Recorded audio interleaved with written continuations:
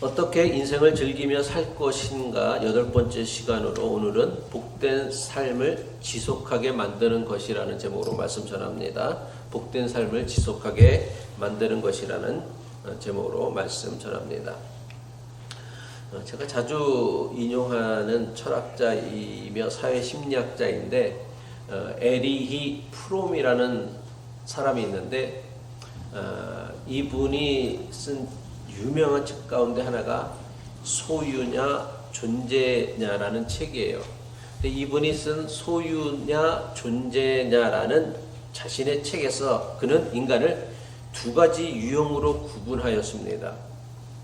첫 번째는 소유형의 인간이 있고 세상에는, 두 번째는 존재형의 인간이 있다라고 구분했습니다. 소유형의 인간은 더 많은 것을 소유하며 살아가는 것, 더 많은 물질을 획득하고 살아가는 것을 인생의 가장 중요한 목적으로 삼는 사람이 있다라고 얘기했고, 존재형의 인간은 인간다운 존재가 되어지는 것, 사람다운 사람이 되어지는 것, 이것을 인생에 있어서 가장 중요한 목적으로 삼는 사람이 있다라고 이렇게 두 가지로 구분하였습니다. 여러분은 이 두 유형의 사람 가운데 어떤 사람이 더 복되고 존귀한 삶을 살아갈 수 있다라고 생각하십니까? 그건 이론이죠, 그죠? 실제로는 그렇게 안 생각하고 사시잖아요, 그죠? 그럼 말만 하는 거지, 교회에 와서는 하는 것이지, 실제로 여러분의 일상에서는 우리는 다 소유형의 인간이 훨씬 더 행복하고 존귀한 삶을 살아갈 수 있다라고 생각합니다. 그래서 우리는 부자를 부러워하고 살아가죠. 세상은 끊임없이 더 많은 소유가 더 큰 행복을 가져다 줄 것이다라는 확신과 믿음을 사람들에게 쇠뇌하고 있습니다. 일종의 가스라이팅이죠. 그래서 더 많은 소유를 위해서라면 자신의 존재 가치라고 할 수 있는 인격이나 양심을 파는 일도 주저하지 않게 만듭니다. 그래서 많은 사람들이 더 가지고 싶은 욕망에 자신의 인격도 버립니다. 자존심도 버립니다. 신앙도 심지어는 뒤로 합니다. 그 결과 오늘날 우리가 살아가는 세상이 어떻게 되었습니까? 더 행복해졌을까요? 아니요. 저는 더 불행해졌다라고 생각합니다. 그리고 점점 더 우리는 불행한 삶을 살아가고 있다라고 생각합니다. 왜 이런 일이 생깁니까? 많은 사람이 행복에 관하여 매우 심각한 오해와 착각하는 것이 있습니다. 그것은 바로 부자가 되는 것이 곧 행복한 사람이 되는 것이라는 오해와 착각입니다. 근데 이것은 매우 심각한 오해이고 착각이에요. 더 많은 돈이 사람을 잘 살게 하고 행복하게 만든다라는 생각은요, 세상이 우리에게 심어둔 쇠뇌이지 하나님이 우리에게 주신 생각이 아니다라는 거예요.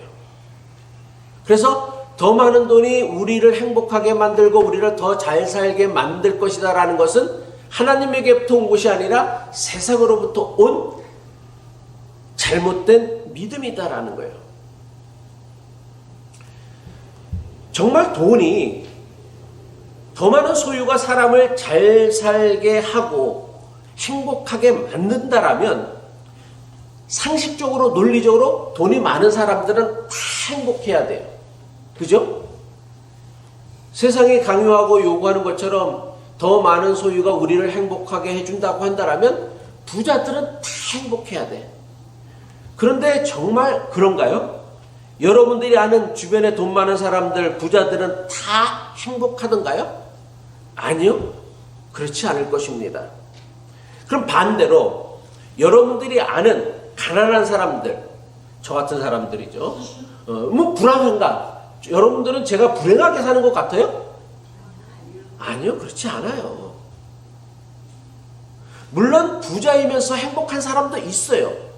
가난하면서 불행한 사람도 물론 있어요. 부자이면 더 행복할 가능성이 훨씬 더 높은 것도 사실입니다. 그런데 많은 소유가 저절로 당연히 사람을 존귀하게 만들고 행복하게 만들지는 않는다는 사실이에요. 많은 사람들이 돈이 없어서 또는 부족해서 내 인생은 불행하다라고 생각합니다. 하지만 진실은요, 돈이 없어서 돈이 부족해서 우리가 불행한 것이 아니라 돈을 내 인생의 행복에 있어서 유일한 기준으로 삼고 있는 잘못된 믿음이 우리를 불행하게 만드는 거예요. 하나님은 돈 생각이 아니거든요, 이거는요. 세상에 우리에게 강요하고 심어놓은 쇠뇌이거든요. 근데 그걸 붙잡고서 살아가고 있으니까 돈을 예전보다 훨씬 더 많이 가졌음에도 불구하고 예전보다 더 행복한 삶을 살아가지 못하고 오히려 더 불행한 삶을 살아가는 결정적 이유가 되어진다는 거예요.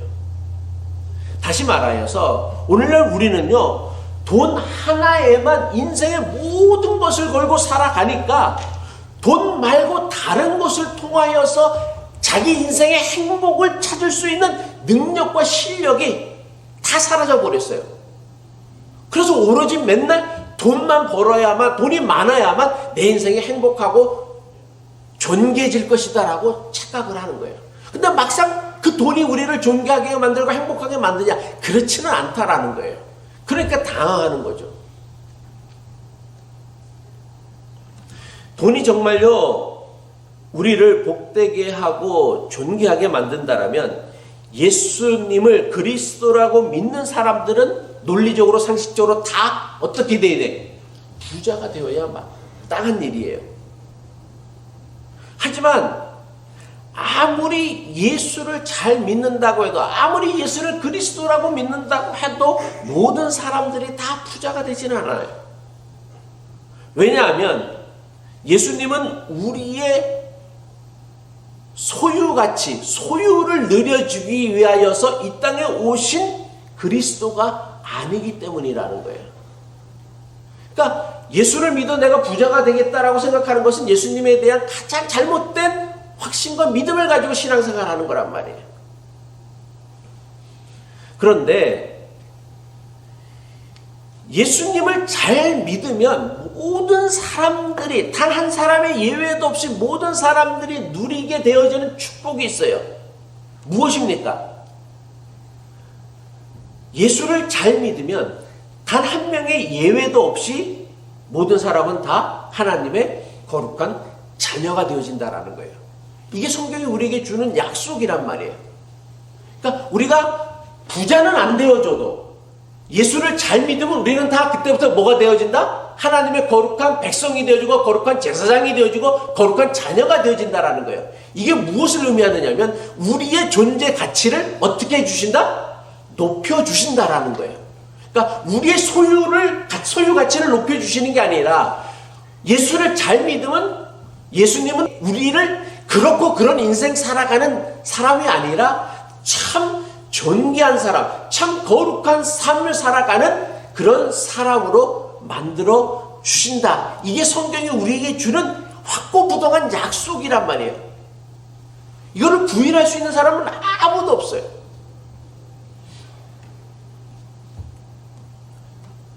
사무엘이 하나님의 명령을 받아갖고서 사울을 대신하여, 이스라엘의 첫 번째 왕 사울을 대신하여 이스라엘의 새로운 왕을 세우기 위하여 이새의 집을 가게 되어집니다. 그때 이새의 집을 가는 사무엘에게 하나님께서 사무엘에게 뭐라고 말씀을 하시냐면 사무엘상 16장 7절의 말씀이죠. 여호와께서 사무엘에게 이르시되 그의 용모와 키를 보지 말라. 내가 이미 그를 버렸노라. 여기서 그의 용모와 키는 누구예요? 사울이에요. 그러니까 하나님이 이스라엘의 첫 번째 왕으로 세웠던 사울은 용모도 뛰어나고 키도 훤칠했던 정말 잘생긴 존잘남이었어요. 근데 성경 하나님이 뭐라, 내가 그를 버렸도다. 내가 보는 것은 사람과 같지 아니하니 사람은 외모를 보거니와 나 여호와는 중심을 보느니라 말씀하셨어요. 너무나 잘 아는 구성이죠. 하나님은 외모를 보지 아니하고 중심을 보신다 그랬어요. 그러면 중심을 본다. 중심이 뭐예요? 뭐를 보신다는 거예요? 중심 뭘 본다는 거예요? 여러분의 내장 지방을 본다는 거예요? 여러분의 배를 본다는 거예요? 배꼽을 본다는 건 뭐예요?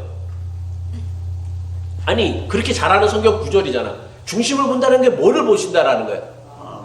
마음을 다른 말로 하면 성품을 보신다라는 거예요.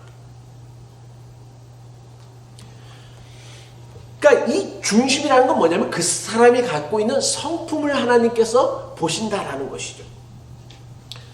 좋은 성품을 만들어가는 것이야말로 하나님께서 기뻐하시는 일일 뿐만 아니라 우리가 존귀한 삶, 행복한 삶, 복된 삶을 지속하기 위한 그 어떤 것보다도 사실은 가장 중요한 영적 비결이라는 사실입니다. 하지만 너무나 많은 교인이 오해하는 것 중 하나가 뭐냐면 성품은 타고난 것이라 바꿀 수 없는 것이다라고 단정을 해요. 그럼 하나님은 우리의 중심을 보신다 그랬는데 그 중심은 타고난 것이라 바꿀 수 없다고 한다면 이미 하나님의 기뻐함을 받을 사람, 하나님의 선택을 받을 사람은 다 결정되어 있다라는 거예요. 그럼 이것까지 불공평한 일이 어디 있어요? 성품은 타고난 것이라고 단정을 하는데 그래서 성품을 배우고 훈련하는 일에 교인들이 아무런 노력이나 관심을 가지고 있지 않습니다. 하지만 성품에 대해 우리가 반드시 알아야 할 사실은요, 성품은 타고나는 것이 아니다라는 거예요. 많은 사람들이 오해하는 것 중에 하나가 뭐냐면 성격과 성품을 같은 것이다 생각을 해요. 근데 성격과 성품은 글자도 달라요. 사실은요 다르단 말이에요. 다른 개념이란 말이에요. 성격이랑 성품은 사실 너무나 다른 개념이란 말이에요. 많은 사람이 성품과 성격을 혼동하여 사용하지만 사실 이 둘은 전혀 다른 거예요. 성격이란 뭐예요? 여러분들이 알고 있는 것처럼 태어날 때부터 타고나는 거예요. 기질이죠. 그래서 어떤 사람은 외향적인 사람으로 태어나기도 하고 어떤 사람은 내성적인 사람으로 태어나기도 해요. 그리고 이렇게 타고난 성격은요, 아무리 세월이 지나도요, 아무리 나이가 들어도요 바뀌어지질 않아요. 표범은 자기의 몸에 난 반점을 바꿀 수 없다라는 유명한 말이 있는 것처럼 태어날 때부터 타고난 기질은 바뀌어지지 않는다라는 거예요. 그래서 기질, 성격이 안 바뀌어지는 것을 보고서 사람의 성품은 바뀌지 않는 것을 생각하는데 바뀌지 않는 건 성격이란 말이에요. 성격은 태어날 때부터 가지고 태어나는 것이기에 이게 바뀌지도 않고 잘 바꾸기도 힘들어요. 물론 간혹 성격을 바꾸는 사람도 있지만 그것은 가면을 쓰는 경우가 많지 성격을 바꾼다는 건 거의 불가능하다 할 수 있습니다. 그러면 성품은 뭐냐? 성품은 뭐냐면 살아가면서 만들어가는 것, 이걸 다른 말로 하면 인격이라고 하는 거예요. 인격은 타고나는 게 아니잖아요. 아이들이 여러분 태어나면 야 얘는 참 인격적이다 라고 얘기를 하지는 않잖아요. 살아가면서 그 사람이 덕을 쌓고 신앙을 훈련하고 믿음을 가지고 또 겸손하고 절제하는 그런 것들을 배우면서 만들어갈 때 우리는 참 그 사람이 인격적인 사람이야, 사람의 격을 갖췄어 라고 얘기를 하는 거예요. 그것을 우리는 성품이라고 하는 거란 말이에요. 그래서 이 성품이라는 건 뭐예요? 바꿀 수 있고 반드시 날마다 바꿔가야 하는 것이 바로 성품이라는 것이에요. 그런데 성품이 아닌 타고난 성격을 바꾸려고 하는 시도나 노력은 다 어떻게 해요? 결국은 실패로 끝나고 말 거예요. 왜? 성격을 바꾸기란 거의 불가능하기 때문이에요. 가장 이상적인 부부는요, 서로 다른 성격을 가진 부부가 가장 이상적인 부부라고 합니다. 왜 그런지 알아요? 서로 다른 성격이 만나야만 서로의 약점을 보완해 줄 수 있는 관계가 되어지기 때문이에요. 그래서 우리 교인들 가정을 이렇게 보세요. 대부분 어떻게 보면 다 저 부부가 같이 사는 게 신기하다 할 정도로 너무나 다른 사람들이 부부를 이루어 살아간다란 말이에요. 그냥 우리 집사람이 오죽하면 나한테 맨날 하는 얘기가 당신은 로또 같은 남편이라고. 행운이 아니라 하나도 안 맞는다고. 그런 의미에서 로또 같은 남편이라고 얘기해요. 근데 여러분들도 다 보세요. 저만 그런 게 아니라 다 그래. 어쩜 저렇게 안 맞는 부부들, 성격이 안 맞고 기질도 다르고 추구하는 것도 다른 사람들이 만나서 부부로 살아가는 게 참 신기하다 할 정도로 서로 안 맞는 사람들이 모여 산단 말이에요. 근데 왜 그러냐? 모든 기질, 성격에는요 장점이 있고 단점이 있어요. 그러니까 쉽게 예를 든다면 내성적인 사람이 있고 외향적인 사람이 있는데 내성적인 사람이 다 좋은 것만 아니고 외향적인 사람이 다 좋은 것만 아니에요. 외향적인 사람의 장점이 있고 단점이 있어요. 그러면 외향적인 사람의 단점은 누가 잘 커버해 줄 수 있느냐? 내성적인 사람이 잘 커버해 줄 수 있다란 말이에요. 반대 경우도 마찬가지고요. 그래서 우리는 뭐예요? 서로 다른 것에 본능적으로 끌리게 되어져 있어. 같은 것에 끌리지 않고 특히 다른 것에 끌리게 되어져 있다라는 거예요. 그래서 서로 다른 사람들이 만나서 결혼을 하고 부부가 되어진다 말이에요. 근데 현실은 어떻게 되어집니까? 서로 다른 성격 차이가 사실은요 가장 많은 이혼의 사유가 되어져요. 그래서 이혼했다고 하는 사람들 얘기를 들어보면 대부분 다 뭐라고 얘기해? 성격 차이라고 해요. 가장 많은 비율이 그래요. 왜 그렇습니까? 서로 다른 것이 참 매력적인 포인트인데도 불구하고 그것이 왜 결국에는 트러블이 되고 갈등이 되어지고 문제가 되어지느냐?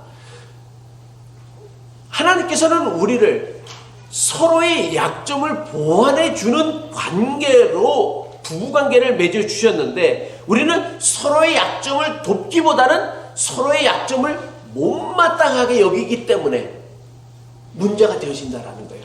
그러니까 성격의 문제가 아니라 결국 우리가 갈등을 빚는 이유는 뭐의 문제이다? 성품의 문제 때문이라는 거예요. 이것은요 모든 인간관계나 교우관계도 마찬가지입니다. 모든 인간관계나 교우관계의 기본은요 서로 돕는 관계가 되어져야 돼요. 왜냐하면 우리는 혼자서 모든 것을 해결할 수 있는 완벽한 존재가 아니기 때문에 우리는 다 불완전한 존재란 말이에요. 그래서 누군가의 도움이 반드시 필요한 존재란 말이에요. 그래서 우리는 반드시 다른 사람의 도움이 필요해요. 내게 다른 사람의 도움이 필요하다라는 것은 다른 말로 얘기하면 다른 사람도 뭐가 필요하다는 거예요? 나의 도움이 필요하다라는 거예요. 그래서 우리는 교회에 올 때마다 무슨 마음을 갖고 와야 되냐면 오늘 나는 누구를 도울까? 무엇으로 나는 사람을 도울까? 어떤 사람들은 찬양으로 다른 사람을 도울 수 있고 또 어떤 사람은 친교로 다른 사람을 도울 수 있고 어떤 사람은 아이들을 돌봐주는 걸로 다른 사람을 도와줄 수 있고 어떤 사람은 예배 안내로 도울 수 있고 그것도 없다 한다면 어떻게 해야 돼? 밝은 미소로 상대방에게 기쁨을 주면 된다라는 거예요. 친절한 태도로 친절한 말로 다른 사람들에게 기쁨을 주면 된다라는 거예요. 그러면 그게 나를 존귀하게 만드는 것인데 우리는 뭐냐면 도움만 받으려고 하지 도움을 하나도 안 주려고 해요. 그러니까 그 관계가 반드시 깨어지고 문제가 생기고 갈등이 생기는 거예요. 부부관계도 마찬가지고요. 부부가 서로 도와야지 어느 한 사람이 일방적으로 돕기만 하면 그 관계는 지속되어질 수가 없어요. 지치거든. 어느 누구도 완벽한 사람은 없기 때문이라는 거예요. 이처럼 모든 인간관계는요 서로 돕는 관계가 되어야 합니다. 하지만 서로 돕는 관계가 아닌 서로를 이용하는 관계로 삼으니까 인간관계나 교우관계가 문제가 생기고 갈등이 생기는 거예요. 서로 다른 성격을 가진 사람이 서로의 부족한 부분을 돕게 하는 것, 이게 바로 뭐다? 성품의 능력이다라는 거예요. 그러니까 우리가 결국은 문제가 생기는 건 성격이, 저 사람이랑 너무 달라갖고 자꾸만 갈등이 생기는 거 아니요. 성격 때문에 생기는 게 아니라 그 성격을 컨트롤하는 성품의 부족 때문에 생겨난다라는 거예요. 자꾸만 성격의 문제로 치부하게 되어지니까 문제는 다 누구에게 있는 거예요? 상대방에게 있는 거란 말이에요. 근데 이걸 성품의 문제로 우리가 생각을 전환하게 되어지면 내가 저 성격을 받아주지 못하는 내 성품에도 문제가 있구나라는 깨달음을 우리가 얻을 수 있다는 것이죠. 여러분 타고난 외모나 재산으로 결혼을 잘할 수는 있을 거예요. 그런데 결혼을 지속하고 유지하는 것은요 멋진 외모나 재산만으로는 안 돼요. 오히려 잘생긴 외모나 많은 재산이 결혼 생활에 가장 위험한 요인이 되어줄 수 있어요. 잘생긴 사람 치고 바람 안 피는 인간들이 없어요. 돈 많은 사람 치고 바람 안 피는 인간들이 없어. 그러니까 그걸로 결혼을 하게 만들 수는 있지만 지속하게는 못한다란 말이에요.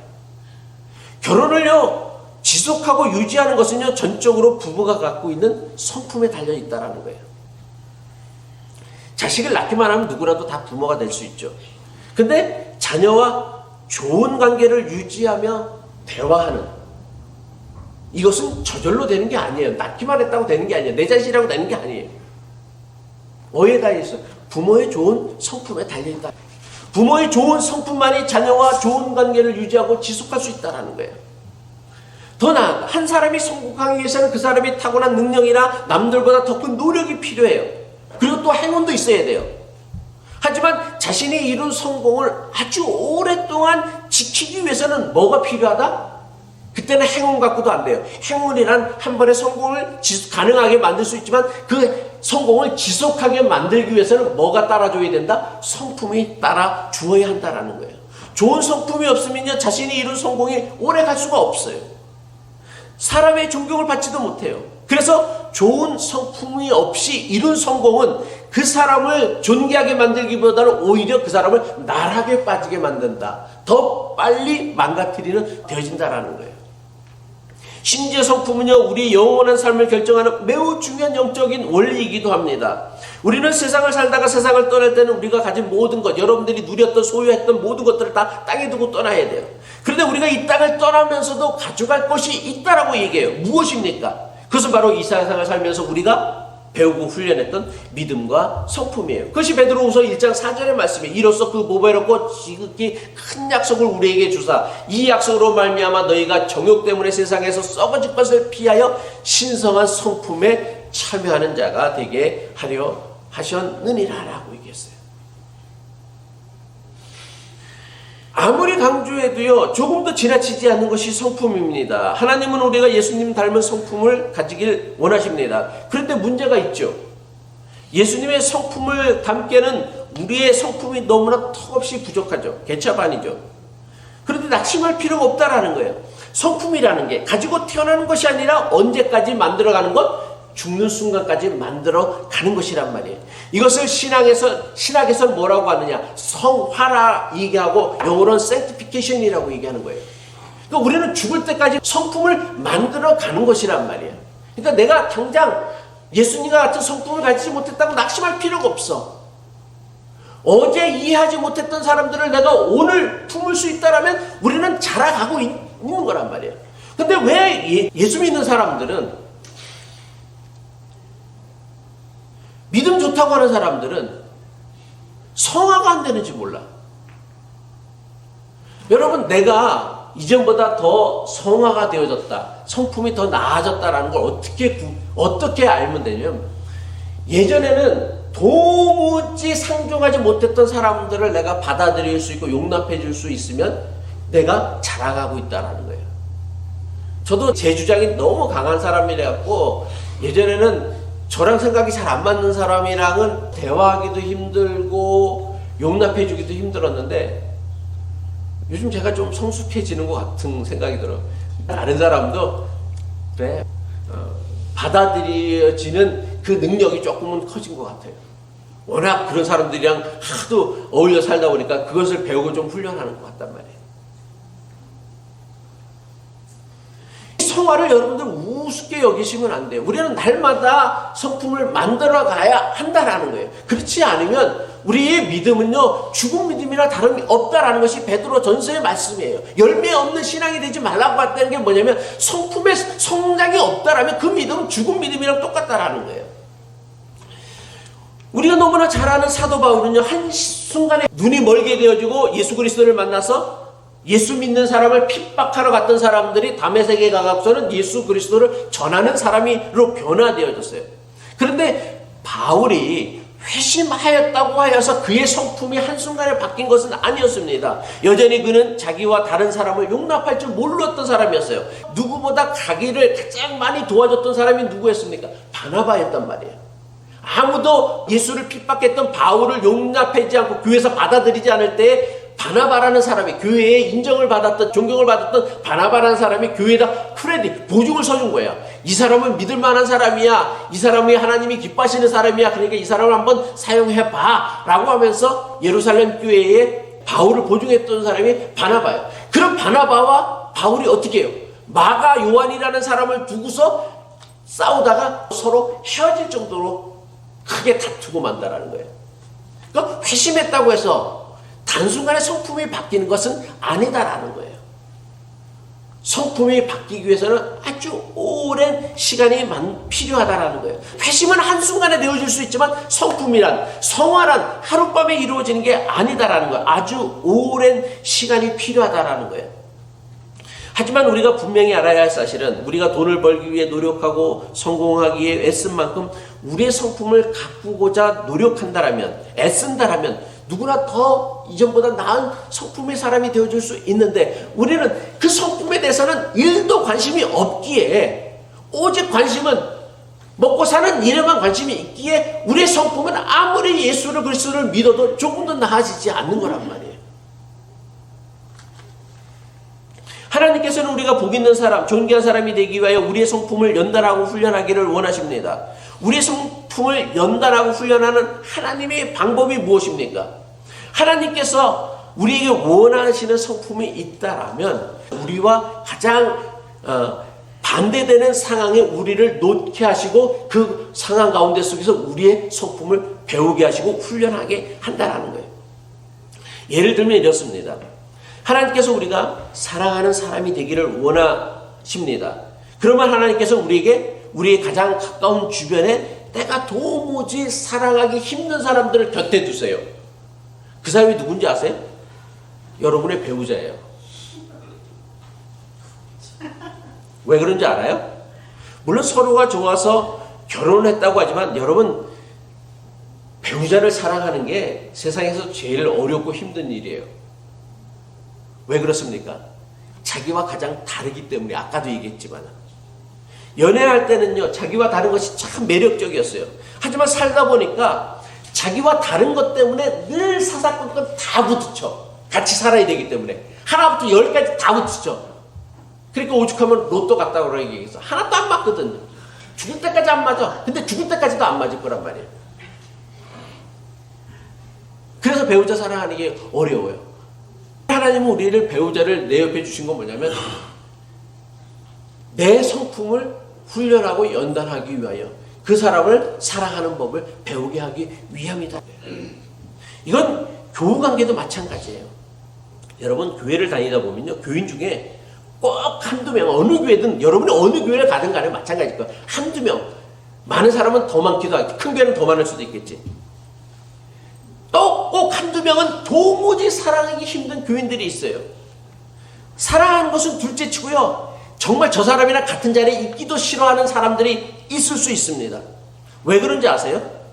하나님께서는요, 그런 사람을 통하여서 사람을 사랑하는 법을 배우고 그런 사람을 견디고 참아낼 줄 아는 성품을 우리가 훈련하고 배우길 원하기 때문에 그렇다라는 거예요. 한번 생각해 보세요. 여러분 주변에 다 내 마음에 쏙 드는 사람들만 있다고 해봅시다. 그런 사람과 힘들게 어렵게 지낼 이유가 있을까요? 없죠. 다 내 마음에 쏙 드는 사람들인데 힘들 필요가 뭐 있어? 이거는요, 노력하지 않아도 저절로 되는 거예요. 훈련하지 않아도 저절로 돼요. 기도하지 않아도 저절로 돼요. 묵상하지 않아도 그냥 저절로 되는 거야. 노력하지 않아도, 기도하지 않아도, 하나님의 말씀을 묵상하지 않아도 저절로 되는 것이 우리가 어떻게 신성한 성품이라고 할 수 있어요? 노력해야 되기 때문에, 기도하지 않고는 할 수 없기 때문에, 말씀을 묵상하지 않고는 도무지 내가 그 사람을 용납할 수 없기 때문에 그때 그게 우리의 성품이 자라나는 거란 말이에요. 왜 우리의 성품이 자라나지 않느냐? 나이가 들수록 자기와 다른 사람들을 품어줄 수 있고 그 사람과 어울릴 수 있어야 되는데, 나이가 들수록 유유상종, 끼리끼리 논다라고 끼리끼리만 놀려고 하는 거란 말이에요. 나와 다른 사람들을 품어주고 용납해주고 받아들여주고 수용해주고 그 사람들과 어울려 살아갈 수 있는 법을 우리는 기도해야 되고 묵상해야 되고 또 참고 인내해야 되는데, 나이가 들수록 인내심이 없어져. 그냥 단 한순간도 견디지 못하는 거예요.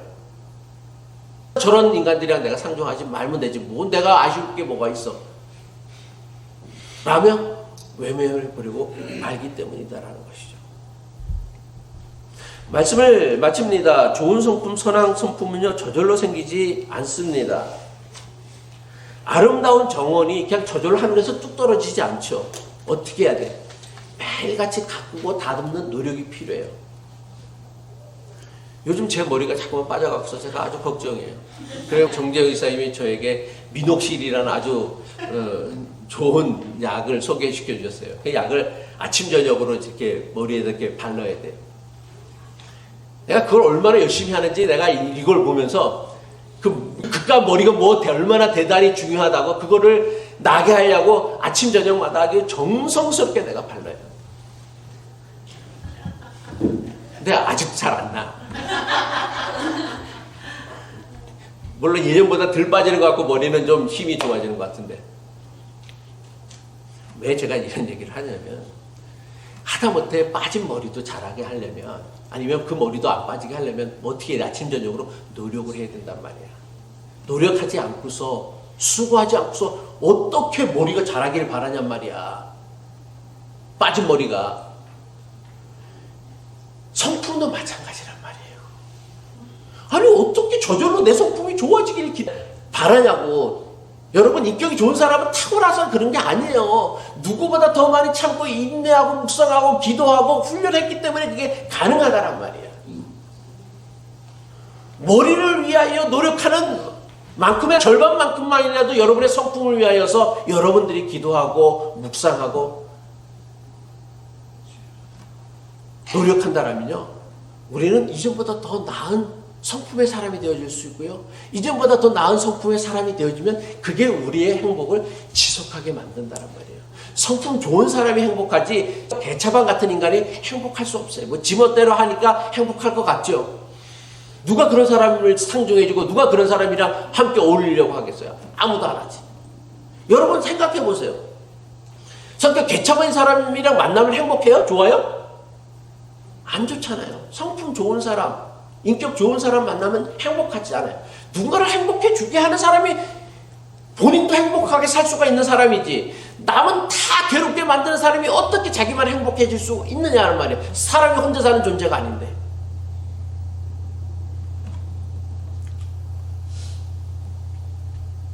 분명한 것은요, 여러분들이 세상에서 성공하고 돈 벌고 머리 나기 위하여 애쓰는 만큼의 절반만이라도 좋은 성품을 만들기 위하여 수고하고 노력한다면 우리는 이전보다 더 나은 좋은 성품, 선한 성품을 충분히 만들어갈 수 있다, 저는 믿습니다. 행복을요, 한순간의 이벤트가 아닌 지속 가능한 것으로 만들기 위해서는요, 좋은 성품, 선한 성품을 배우고 훈련하는 일에 그 어떤 일보다 우선순위를 둬야 돼요. 그리고 그것을 위해 애쓰고 노력해야 됩니다. 바라기는 하나님께서 기뻐하시는 좋은 성품, 선한 성품으로 하나님께서 예비하신 존귀하고 복 있는 삶을 날마다 살아내실 수 있기를 주님의 이름으로 간절히 축복합니다. 아멘. 질문 받겠습니다.